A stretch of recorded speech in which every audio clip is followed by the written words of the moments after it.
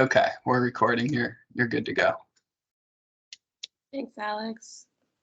Welcome everyone to the August 31st Housing Commission Legislative Priorities Subcommittee virtual meeting. We are authorized to hold this virtual meeting based on the electronic meetings policy that was adopted by this commission at the September 2022 meeting. Before we begin, I'd like to cover a few specifics to orient everyone to our virtual environment. Today's meeting is available to stream from the county website. Audio of today's meeting is available via phone. If commissioners, presenters, or speakers lose internet connectivity during today's meeting, please reconnect with us by phone. For those joining us through Microsoft Teams, please keep your phones and devices muted until you are called upon. Please turn off sound to any other devices around you to minimize interference.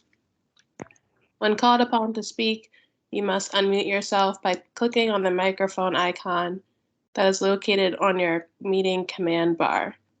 The moderator does not have the ability to unmute you. If you are dialing in by phone, press *6 to unmute. There will be an opportunity for public comment for those who signed up in advance. Members of the public are encouraged to provide written comments by visiting the Housing Commission website. The meeting chat is active for presenters or commissioners who need technical assistance only. The meeting chat should not be used for discussion, public comment, questions, or requests for more information. Lastly, this is a public forum. Today's meeting will be recorded and posted to the county website. All information associated with today's meeting, whether written or spoken, is subject to the Freedom of Information Act requirements. So I think we were going to begin with public comment.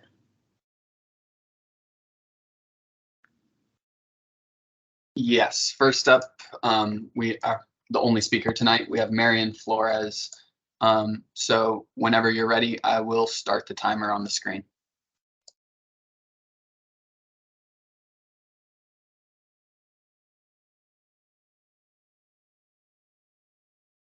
Okay, I'm sorry. I was having trouble with my phone.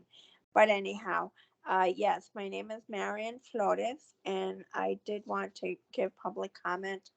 I was asked to join this from a member by one of the people that works at ECNV at the Independence Center of Northern Virginia, and this is about the let me see. Okay, that we're allowed to give our public comment.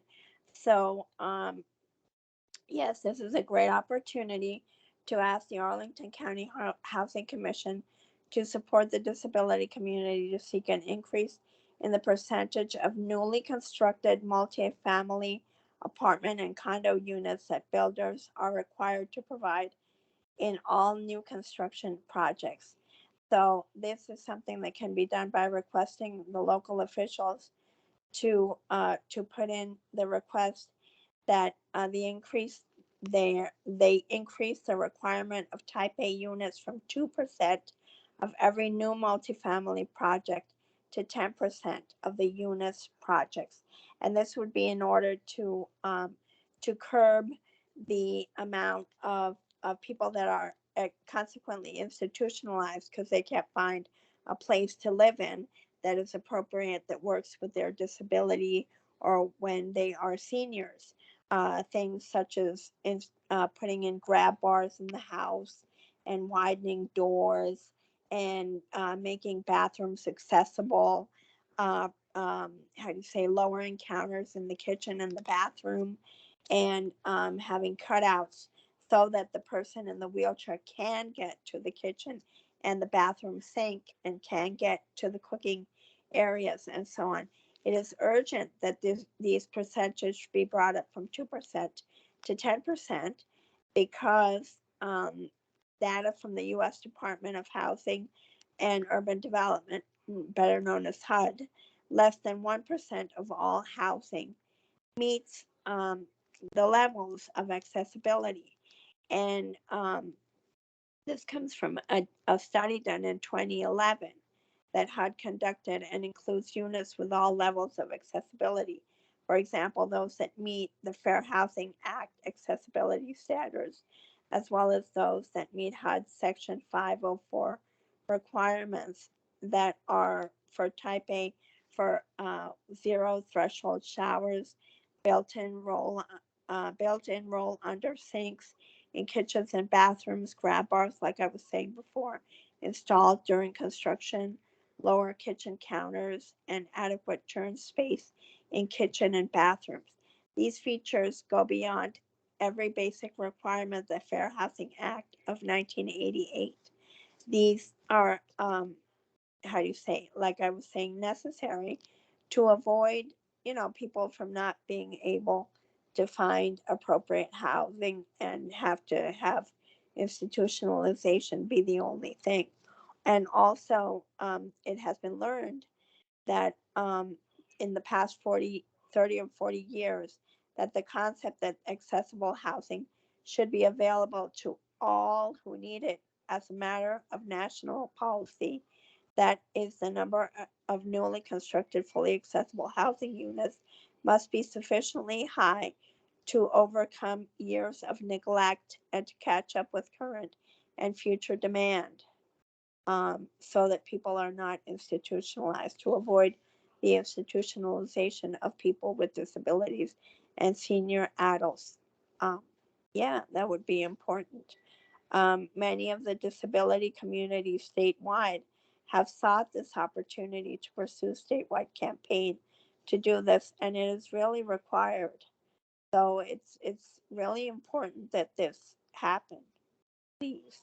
Um, yeah, and yeah, so this is all very important, and hopefully, it'll be something that we'll be able to do. Thank you. Thank you, Marian, for your comments.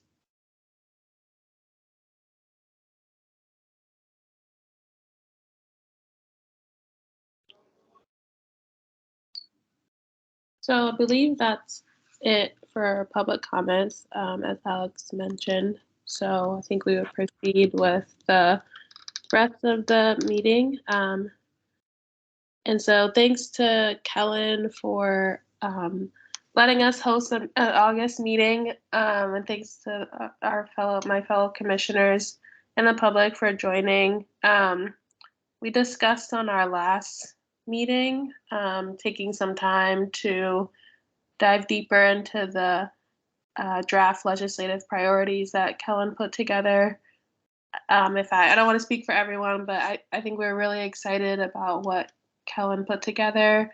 And he mentioned that, with the timing, there could be some room for us to kind of just expand upon them, but keeping in mind that, and Kellen, maybe keep me honest here, and throughout the whole meeting, expanding on them, but also keeping in mind that the county board will, if we're lucky, take one of our priorities and run with it. So we need to keep that in mind as we take tonight and any opportunities offline to kind of flesh this out. Is that right, Kellen? That does sound about right. Okay. So I know we didn't really do any pre-work here. So I'm not sure if we kind of want to use this as like an opportunity to brainstorm some tonight, and then I know Kellen often gives us opportunities to edit documents offline, and like provide comments. So I'm not sure if it makes sense to kind of brainstorm and figure out what pieces folks want to kind of edit, or what kind of makes sense for doing tonight, since a lot of the next steps might involve like actually editing the document. Maybe I should ask Kellen. Oh yeah, sorry.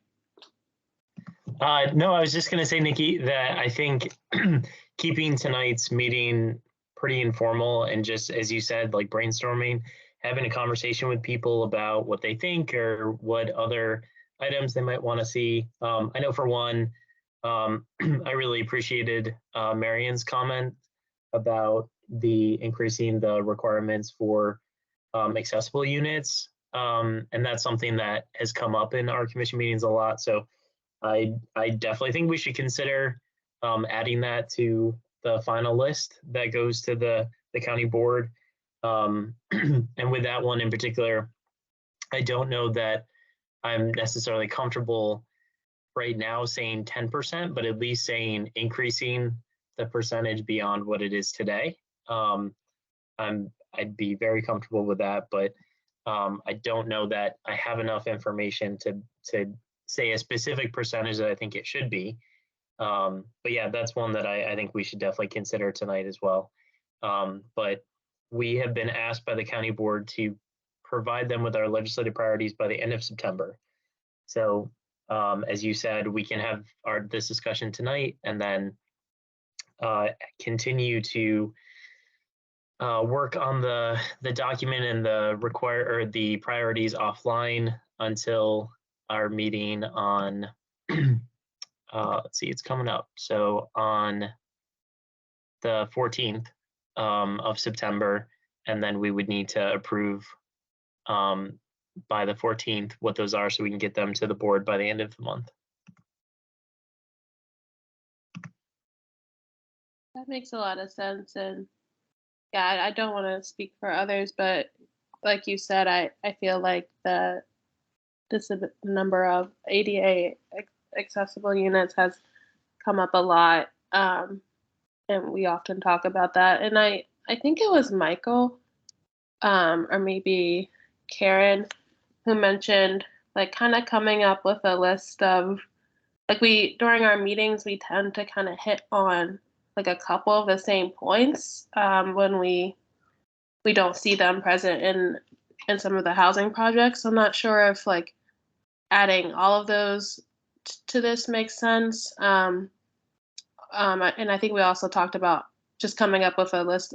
This is kind of separate, but like a checklist of items we want to ask for each housing project. So maybe coming up with that checklist and incorporating it into our priorities might make sense. Yes, sorry, Kellen. Oh, no. It's treat me just like you would any other member of the commission tonight, and you were in charge of the meeting. But I wanted to add too that I did reach out to Matt DiFronti, our county board liaison, about the item that Mike Heminger had raised, and that was the affordable housing ordinance, and then the state law that allows Arlington County to operate its affordable housing program. And Matt recommended that we do not include that in this legislative priority recommendation, that the board's not ready to consider that at this point, but he acknowledged that it was important to us as well as the board to look into that for the future. And he basically asked me to circle back after November to see if it would make sense to start working with staff and with the county to begin looking at exactly what that recommendation would be to change the affordable housing ordinance locally and the the law at the state level that gives the county the authority to, for bonus density and all the other fun things that we've heard about and are going to hear more about at our September meeting. So I just want to provide that context for folks. That's helpful. Thank you. And hopefully they'll be ready soon. Yes, Karen. Good evening.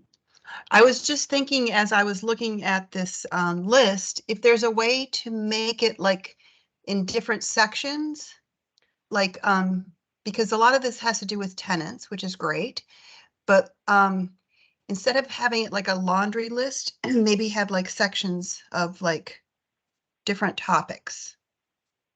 Does that make sense? Yeah, that makes sense to me. I defer to Kellen on organization of the document, but I think that would be great for readability. That's my only comment, because sometimes when I see lists, I just kind of run through them. Yeah, and that might help too for if we're gonna do majority of this offline, kind of saying if folks have like a particular interest in something, say, oh, take the, so and so take this section, etc. Yeah, thank you.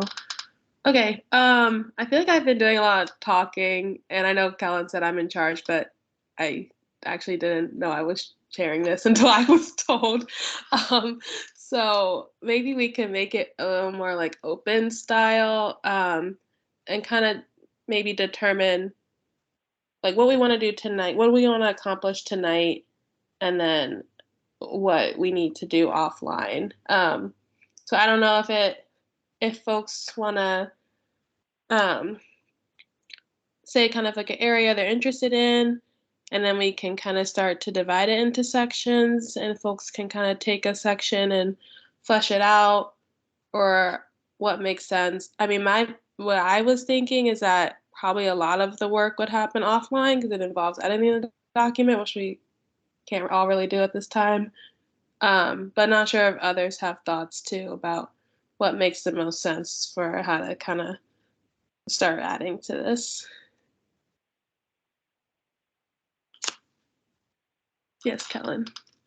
No, I think that makes sense. I will say, having been in your shoes before, if all the commissioners are able to go on camera, especially since there's a smaller group, it'll make it a little bit easier to have a free-flowing conversation, and you have less of that like speaking into the void experience that is not super fun when you're chairing the meeting. But this way you'll get some facial feedback and things from people as you say things or put out questions and get a sense of how people are feeling. But yeah, I mean, I think talking through it, seeing what people think. I mean, I have some ideas about if we were to narrow this down, what I think should be the top priorities versus other things, but I'm also interested to see if members of the subcommittee have recommendations on things that aren't on this list that should be considered.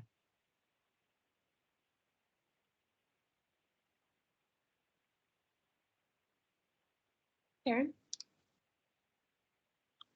My other thought is, I mean, maybe we vote on this at the next housing commission, like what, like Kellen just mentioned, like what is the number one, what is the number two concern, number three? Because I know I know not all of this can be done, but I also know that maybe if we highlight certain things, we can put a bigger emphasis on it. And I'm not exactly sure what, what is the most important priority, because I haven't really thought about it too much, but it's just my thought as well. Yeah, I think that makes sense. And we could even, I mean, I don't want to make it too complicated, but if we're going to divide into sections, we could even have like a top priority for each section, and then maybe like an overall document ranking. I'm not sure. I know Kellen and many of the other commissioners are much more experienced than I am. I'm not sure if we think that might resonate with the county, or also trying to think about or with the county board, trying to think about what might resonate with them as well. Yes, Kellen. And I think I talked about this during the July meeting, but generally, I mean, the county, their legislative priorities tend to be pretty high level that they produce, and they have categories. So they'll have like a housing category, and then they'll have any recommendations related to housing. And some of those are kind of set for like, they'll say, basically, we don't want the state to interfere with our zoning powers. We want that to stay local control. We don't want, the state to make any changes to the authorities that we have when it comes to zoning, because they don't want any power taken away. Number 3 on here has been in, I think, the last 2 legislative priorities that the county has put forward because of our advocacy and advocacy of other groups. So I think there's a really good chance that that will stay on the legislative priority list because they've already been working towards that, or at least, you know, communicating that that's important to the county. But I think when it comes to the other areas, it's up to us, you know, how many we want to present, if we want to group them and say, we really care about better accessibility for units. We have 2 legislative priorities that fall under that, and then kind of leave it up to the county staff and board to figure out which of those do they want to move forward with, or do they just want to make a blanket statement that, like, we should do more for the disabled community when it comes to housing, because it could also result in something like that, which I don't know how helpful that is to have super broad statements, but yeah, that's another possibility as well. Okay, yeah, that's helpful. Yeah, I don't like broad statements.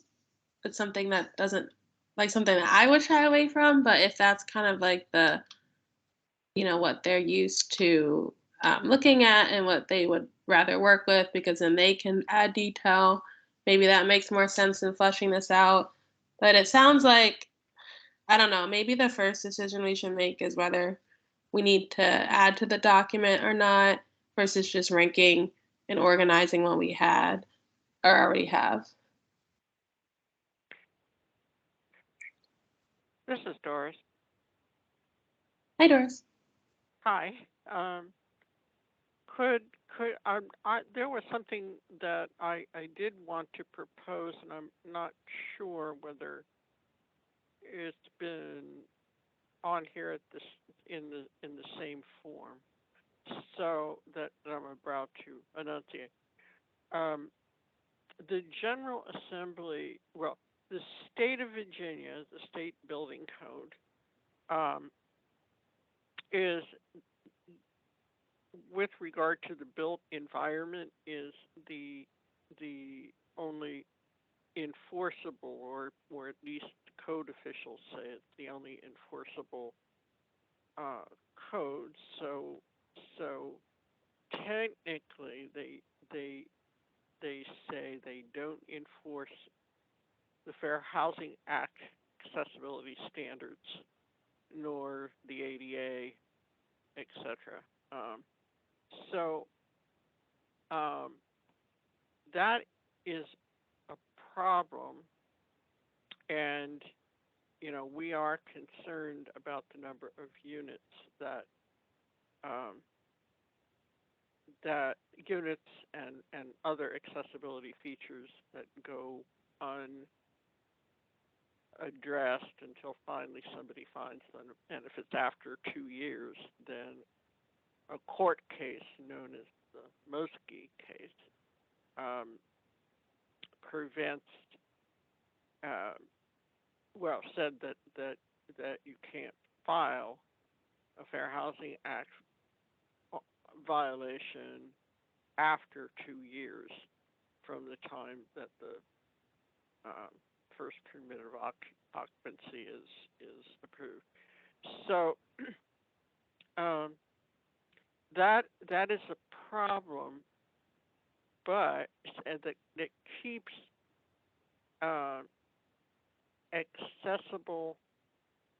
the number of accessible units down, and they aren't increasing. And nationwide, HUD says only about 1%, actually less than 1% of all new units are of all units, are fully accessible, otherwise known as Type A. So what a number of disability advocacy groups would like to see is the building code be amended, and this comes from the General Assembly, If it comes from the General Assembly, it'll be done. The building code amended to increase the required percentage of new construction in multifamily residential that would be type A accessible. And if it's in there, the developers will do it and there'll be no question. So I'd like to propose that the Housing Commission support the idea of asking our legislators to amend the building code to increase the percentage. And again, it's new construction only, to 10%. If we had this in place when the accessibility standards started being put into our state building code, basically 20 years ago, we'd have a good number of fully accessible units. One of the wonderful tools that we're using here is when developers are producing units and projects with the 9% competitive tax credits, but it's pretty limited, and it also limits the stock, because Arlington may be using them, Alexandria may be using them, Fairfax maybe not so much, and downstate they may not be. So it would fix a problem that is a statewide problem, so that people can move around, take advantage of jobs and places to live, and is really needed now because I can say firsthand, seniors, once you start getting physical disabilities, as you age, the best tool to keep you in your home is to have a chance to get a fully accessible unit. So that's what I wanted to propose. Thank you, Doris. Yeah, I don't want to speak for Kellen, but I think that is what you were speaking to at the start of the call, right? Okay. Yeah, Doris, I'm not sure you were on, but that's definitely something I think we want to add to this list. So appreciate your comments. I think Kellen was saying that unfortunately 10% might not be realistic at this time, but definitely raising that percentage is something that it sounds like is we will add for sure.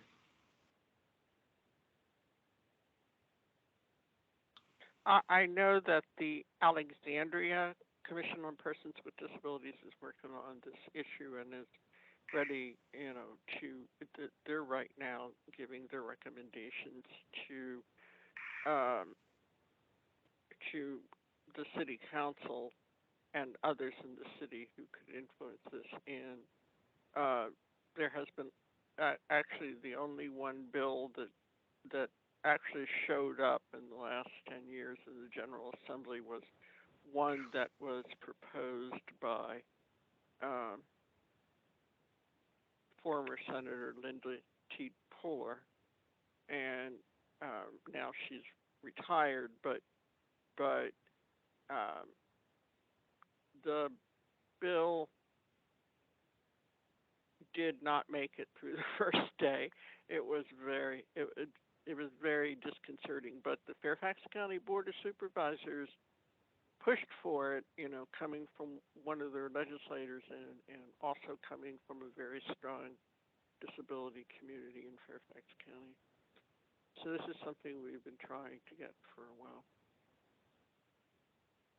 Great, thank you.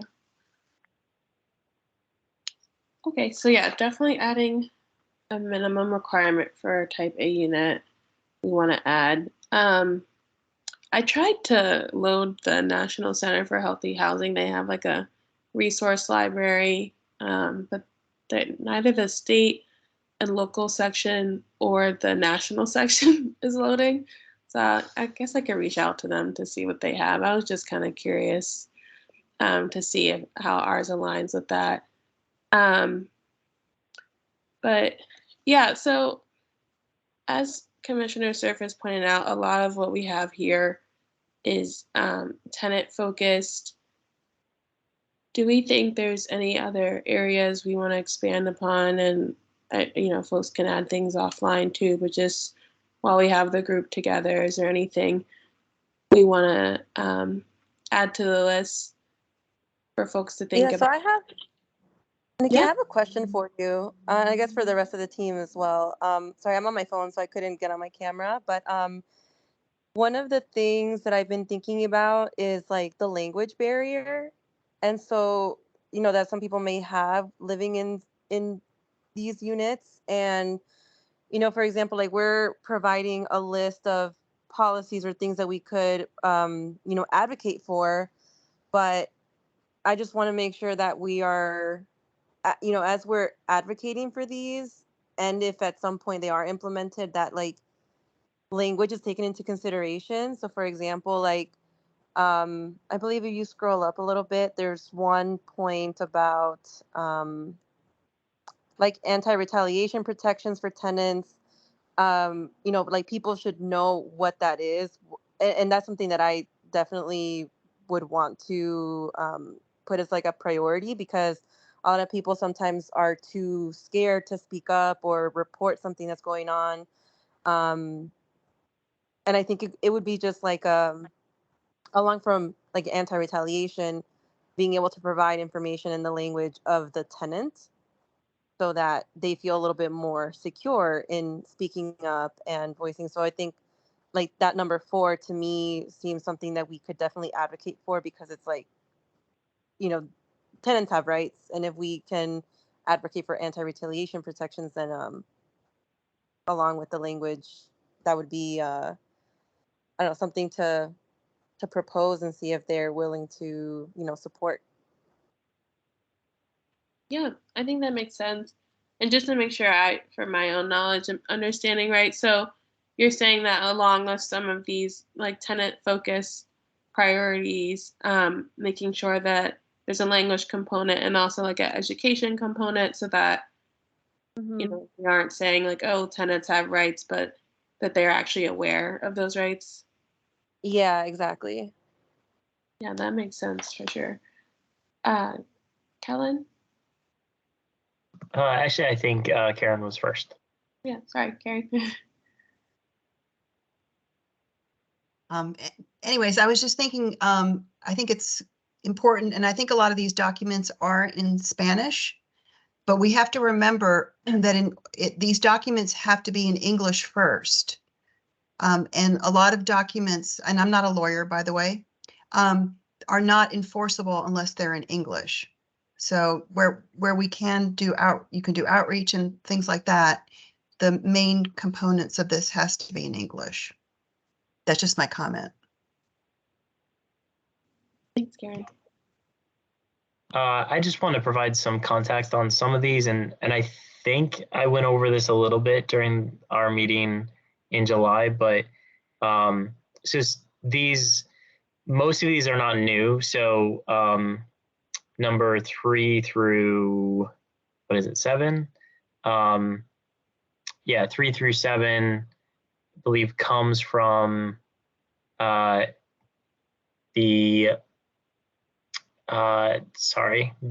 Serrano report that we had approved last year as recommendations for the state.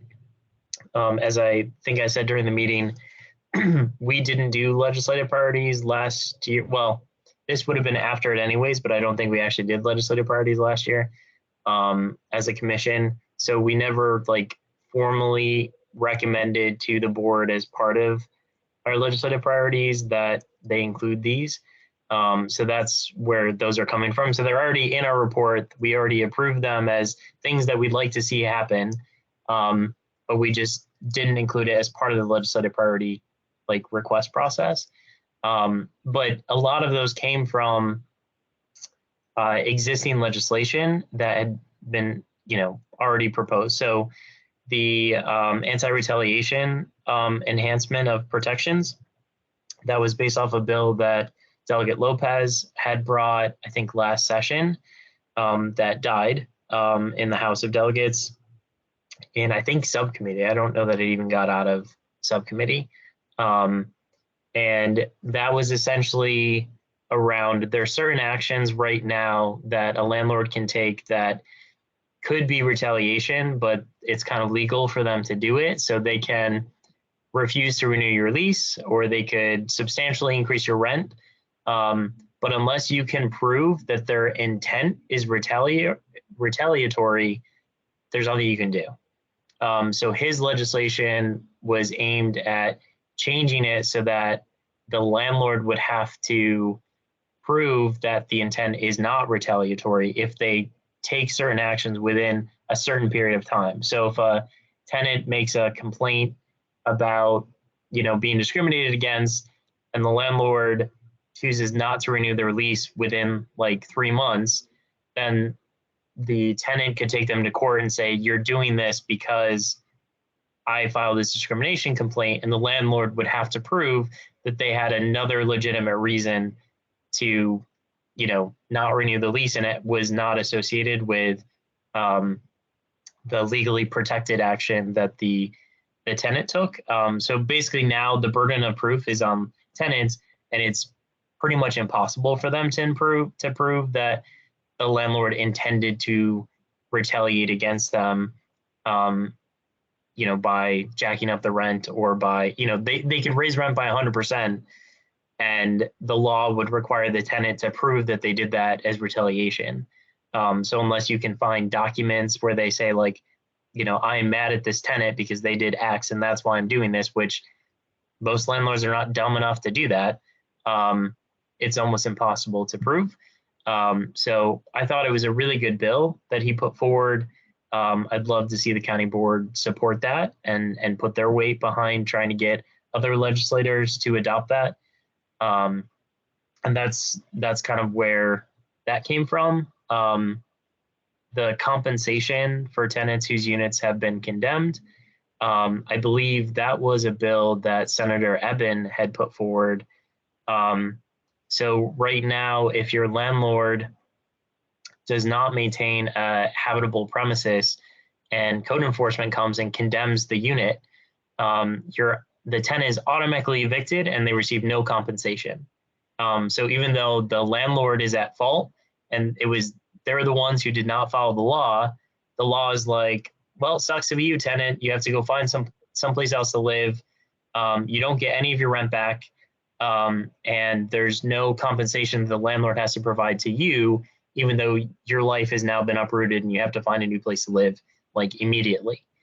So this says that landlords should have to compensate tenants for breaking the law if it results in the eviction of the tenant through no fault of their own. So again, to me, seems like common sense.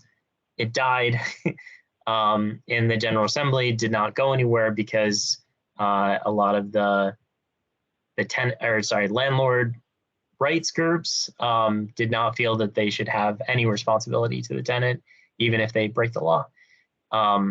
So again, that's something that I would love to see the county come out and support and get behind.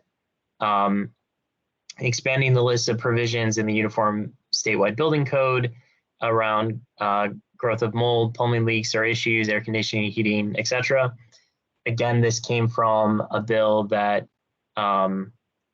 Delegate Lopez had put forward. Again, it died in the House. And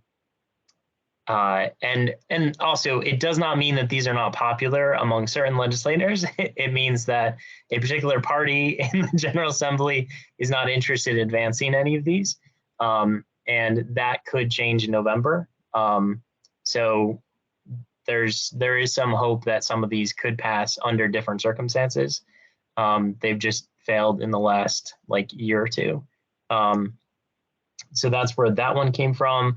And that was around the fact that when the Serrano issues popped up and we saw all these like mold complaints, and you saw pictures of people, like all their personal property and things just covered in mold because of humidity problems and bad ventilation in the units.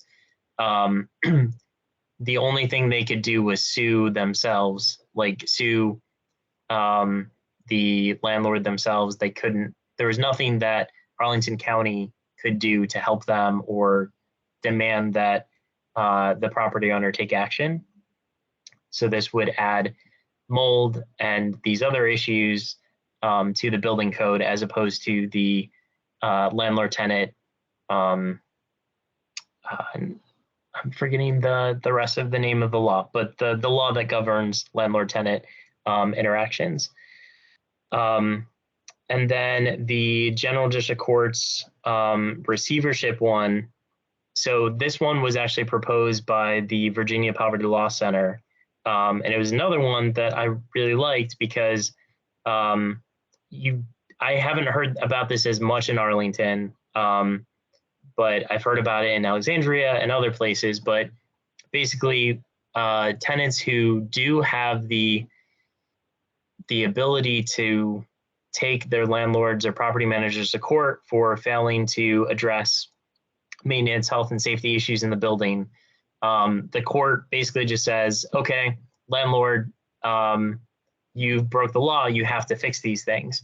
And they give them so many days to fix it.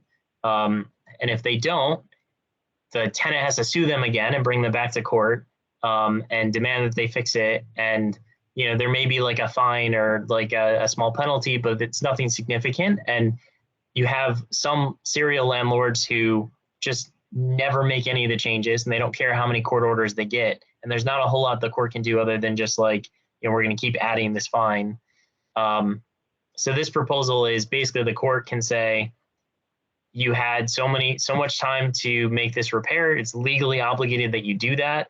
And because you have not, now the court is going to mandate that the repair happens. They're going to execute the repair on behalf of the landlord, and then essentially bill the landlord for the repair. So it's making sure that the repair happens, the tenant is living in better conditions, instead of this cycle of, the court tells the landlord to do it, the landlord doesn't do it, the tenant has to sue the landlord again, and it just repeats and nothing changes and life doesn't improve for the tenant.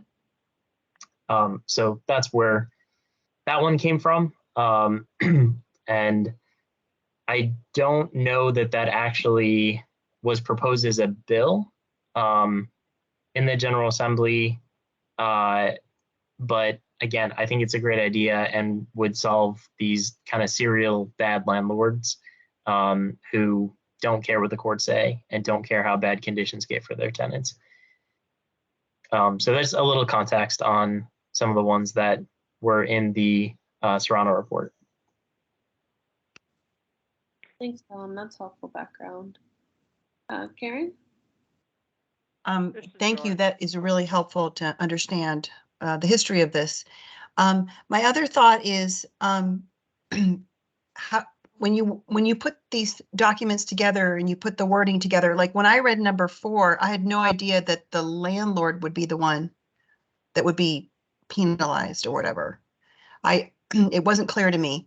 So I think the wording is important, and maybe reaching out maybe to Delegate Lopez to find out, like, is it like, or is there a way to figure out like how this was met when it was in the subcommittee? Like, does it need to be, the wording need to be changed, or how can we make this work for the next time it gets proposed? I don't know how you do that. Can I ask a question? I was just wondering, so it sounds like the problem is that the law doesn't specify a penalty, except that you got to fix it, or the penalty, if there is one, is very low. So could part of upping the ante be to give them higher penalties when the initial case goes through?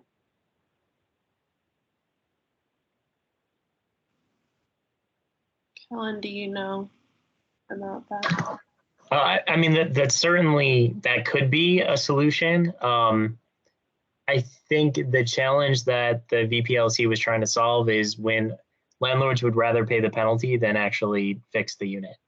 And I mean, in theory, you can make it so bad that no one's willing to do that. But I don't know which one is more palatable to the landlord community and the apartment associations. I mean, I think they hate both of these ideas, but I don't know which one would be more hated.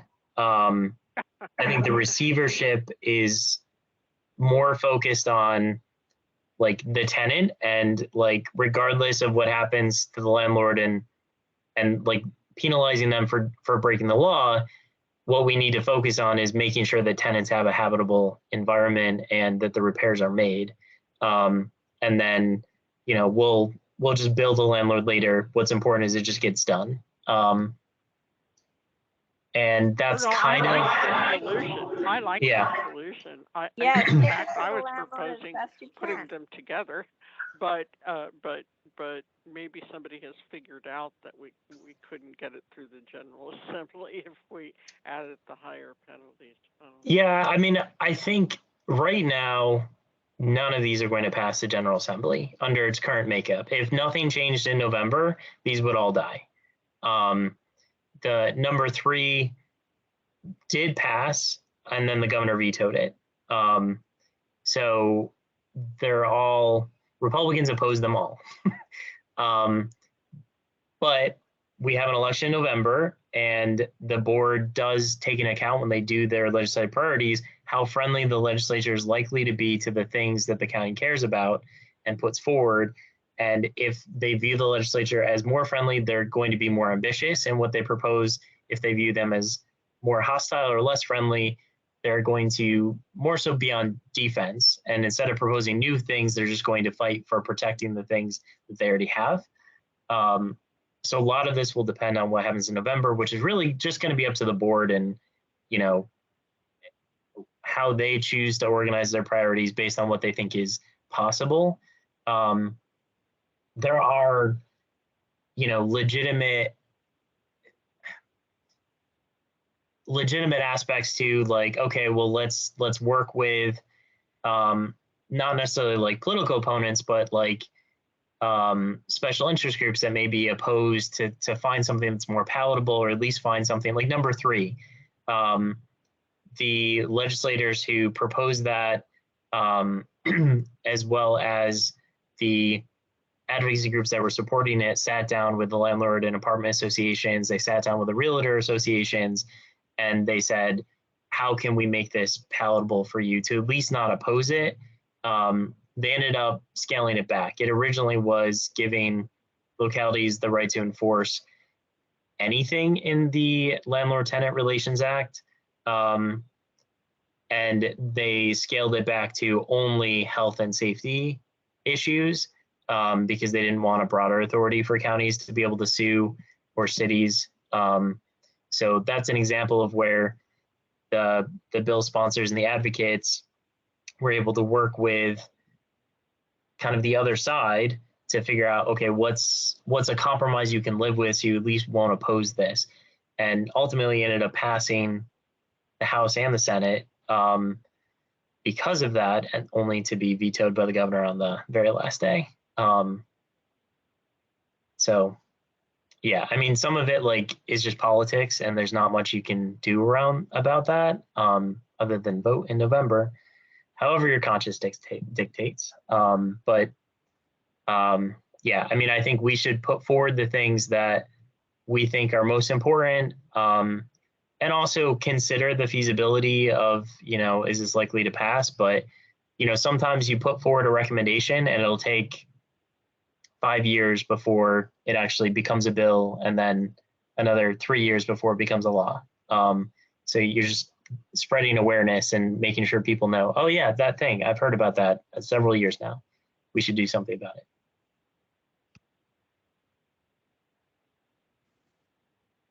All very helpful. Katie? Thanks. So yeah, I think these are all great. I really appreciate the description that Kelly gave of each one. That just kind of gave a lot of context. I was wondering actually if when we present this to the county board, could we kind of give more of a description, either like verbally or a written out paragraph for each one saying like, this is the context, this is why it was proposed because of the Serrano or whatever, or this has already been brought up in Congress. I think that context would kind of help them decide.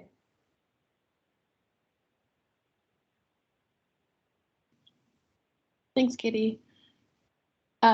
Kellen, does that sound like something we could do? Yeah, no, we definitely can provide more context, and I've done that before for other commissions with legislative parties where we basically say, here's what the priority is, and then here's why we want this, and kind of what led us to recommend this. So we can certainly do that here as well, and also provide more description. Yeah, if there's anything that is confusing or you feel like, oh, when you said that, I didn't realize that that's what that meant, we want to make it clear, because if you don't understand it, the board's not going to understand it, and their legislative liaison's not going to understand it, and the legislators who read it later potentially are not going to understand it. So, we want to make sure that it's very clear. Katie? Awesome. Thanks. Yeah, I just had one other comment, which was I think I brought this up in our last Housing Commission meeting about, the fact that we're not bringing up the affordable housing ordinance request to increase that percentage. I am disappointed, but I do understand that there are politics involved. I was just wondering, like, when would be the next opportunity for us to bring that up again or to address that?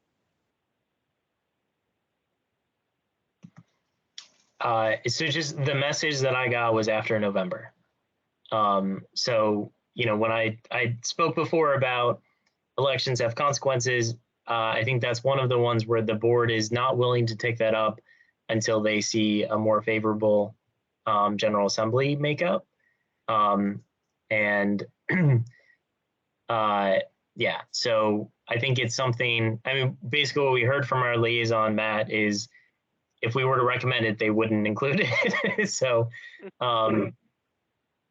yeah, I think waiting until after November, and then I'm happy to bring that back up and say, hey, can we start the process with staff to figure out what we think this should be, so that maybe in 2024 for the legislative priorities, or 2025, where we have something that the community kind of agrees with and we can move forward with it.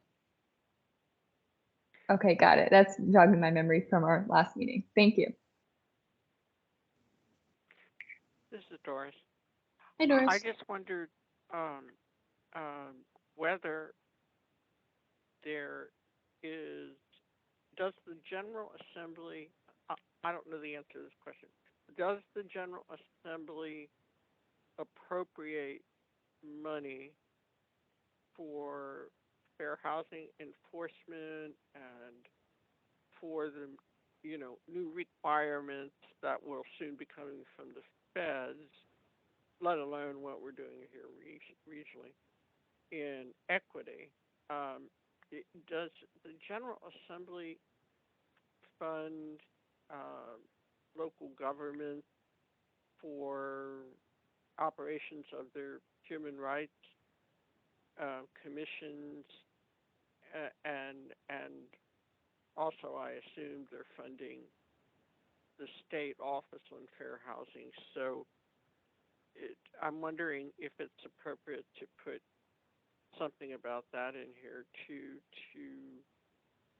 ensure enforcement of that. And then I was thinking also, because the newish requirement for source of income not being a detriment to your being able to rent, I was wondering, and be counted as income. I was wondering if we know how that might be doing and whether it's worthwhile to propose, to action to do any study to see if there's any problems there. I can take a stab at some of that, Doris, based on my understanding. So my understanding is that the state does not fund any local Office of Human Rights. They do not fund local fair housing enforcement either.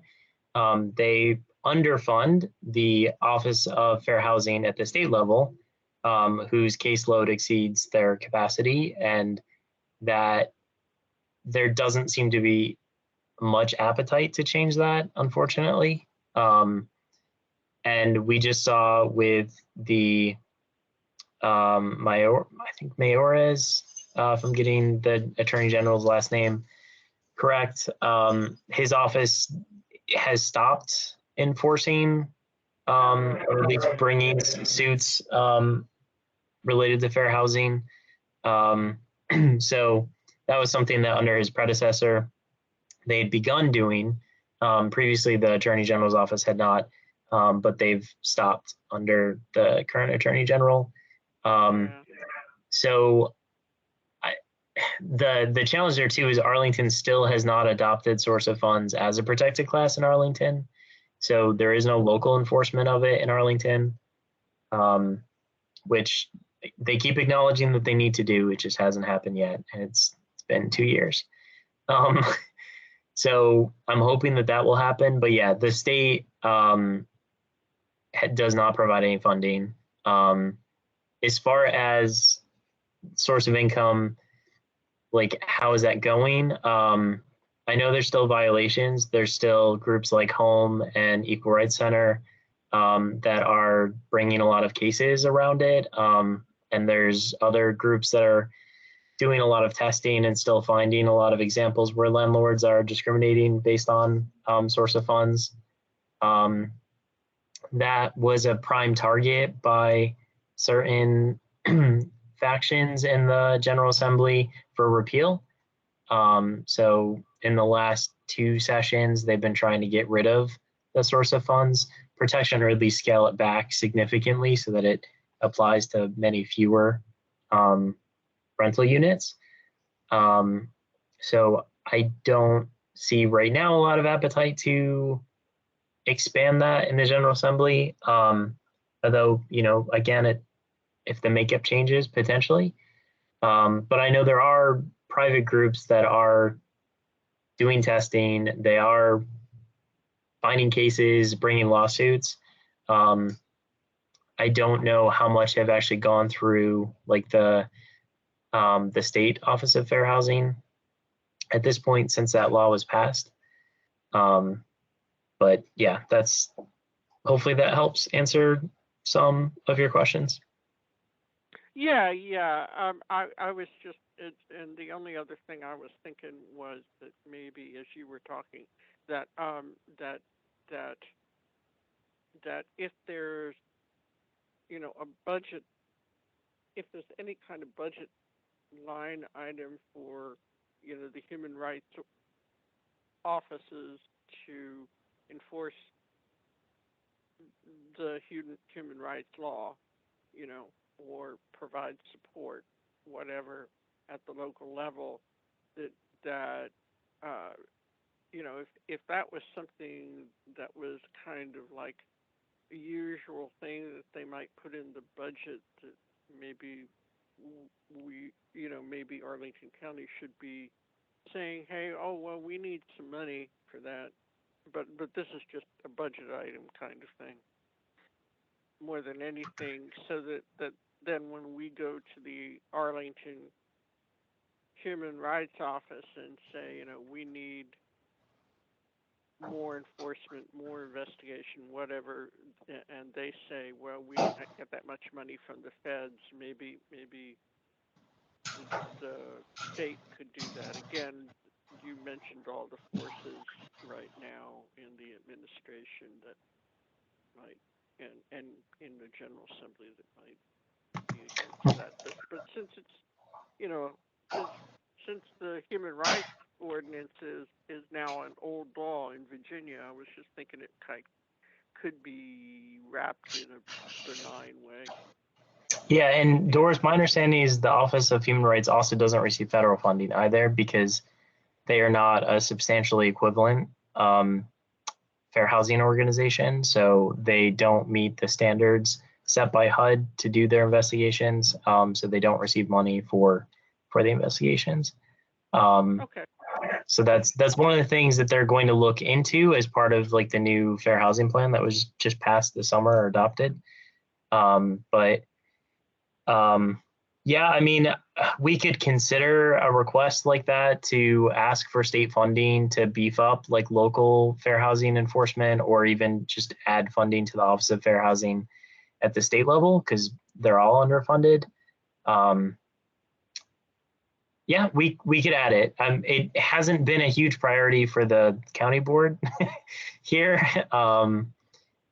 But if we think that, I mean, I do think it's important. I just don't know how receptive they're going to be to that because in our budget proposals that we keep putting forward and other advocacy groups who keep asking for more funding for fair housing enforcement and, you know, things around equity, and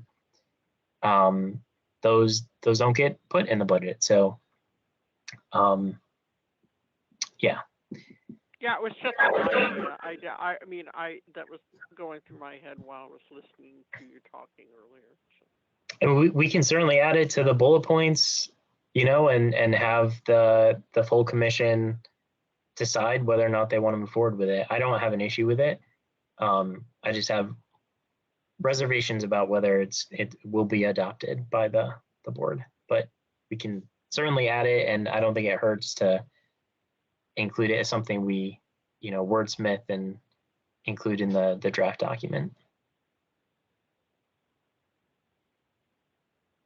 Thanks, Doris and Kellen. So the more I hear, the more it sounds like beyond what we've talked about tonight, we probably shouldn't really expand much more since we've already added a couple more things to the list. So maybe the next steps are kind of taking a stab at some section headers, and then expanding upon our existing language, adding the items we talked about tonight. And I'm trying to think for the expansion piece in terms of adding the context that Kellen brought up, that Katie flagged was a good idea. Like how we can do that without having you, Kellen, have to do all of it. I don't know if it makes sense, like to send around the Serrano report and maybe some of the bills that you talked about. And I and maybe others, if others are interested, can kind of take a look and do a first pass, and then you can fill in. I'm trying not to make more work for you because you already created this document, or at least so much more work for you. I'm certainly not going to say no to other people taking a first pass at it. Happy to edit and, you know, add after that. So yeah, that works with me. Okay, awesome. So, so maybe we can kind of just for like accountability, not to be like, I don't know, paternalistic, but maybe just for like accountability's sake, folks, let me know what you think about this idea tonight, kind of assigning next step leads. Does that work for folks? Or is that just too bizarre? Seems fine to me. I think I would just need the resources, like you mentioned, like which bills are they, you know, that the report, like you said. Cool. Okay. So Karen, do you think you might be willing to take a stab at the section headers and kind of organizing the document? You're on mute. I wish I could volunteer to do anything, but I am like so behind at work.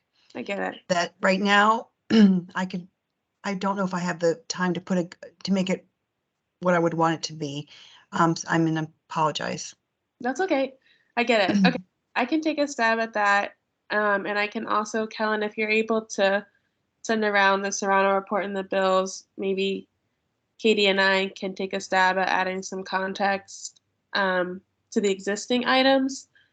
And then would someone be willing to take a stab at adding the new language on the items we talked about? I think Alex has been keeping a running list for us of what those are. Yeah, I'm happy to send this document around after as well. And then there will be the recording posted to the website. So all the context that Kellen added will be posted up on the Housing Commission page for you to reference back to as well. Just wanted to add that. Oh, perfect. That's true. Yeah, good point. Okay.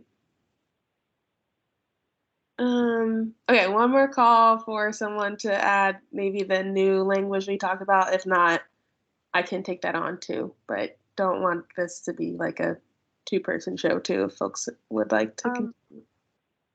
Nikki, I could help with that. I still feel, because like I'm still so new and understanding all of this, I could definitely take the lead on adding the language, but if we could have that, I guess if somebody could help me just make sure that as I'm going through it, that it makes sense and it's the language that we need, I would feel a little bit more comfortable doing that.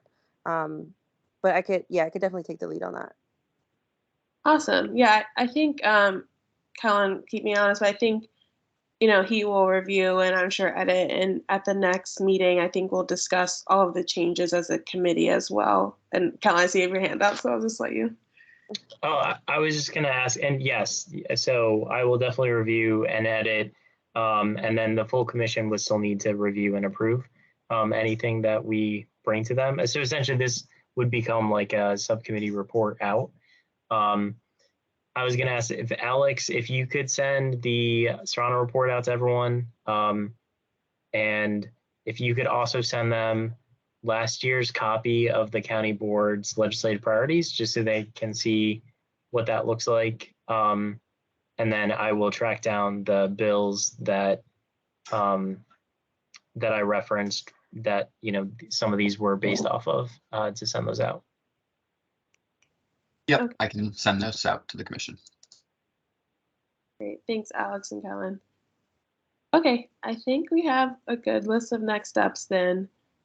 Kellen, I think I mentioned this offline to you, but I unfortunately will, unless I can try and make it work, I'll be out of the country the next meeting, but can definitely communicate via email. But just if someone would be willing to, since you mentioned a report out, if someone would be willing to do that, that would be awesome. And apologies. I'll try to see if I can join, but I don't think it'll work.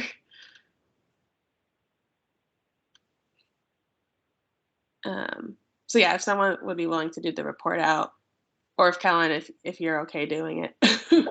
I can be the backup, but I feel like either Elizabeth or Katie would be great at that if they want to take a stab at it. So full disclosure, I will also, I'm getting married that week and I'll be having like an event that week. Congratulations. Yeah. Thank you. If I could, I would totally take a stab at it. Yeah, sorry about that, guys. That's fair. Yeah. Well, congrats, Elizabeth. And I'm happy to report out with backup from Kellen. Thank Great. you. Thanks, Katie. And yeah, congrats, Elizabeth. And if it helps anyone feel less awkward about volunteering, I've been on the committee less than a year. So Helen gives us opportunities to learn fast and contribute. So, okay. Does that sound good for next steps? Kellen, anything to add, or others? Alrighty. Do we have to motion because it's a subcommittee, or can we just end the call? I think you can just say the meeting's adjourned. Okay, the meeting is adjourned. Thanks, everyone. Thank you. Thanks all. Bye. Bye.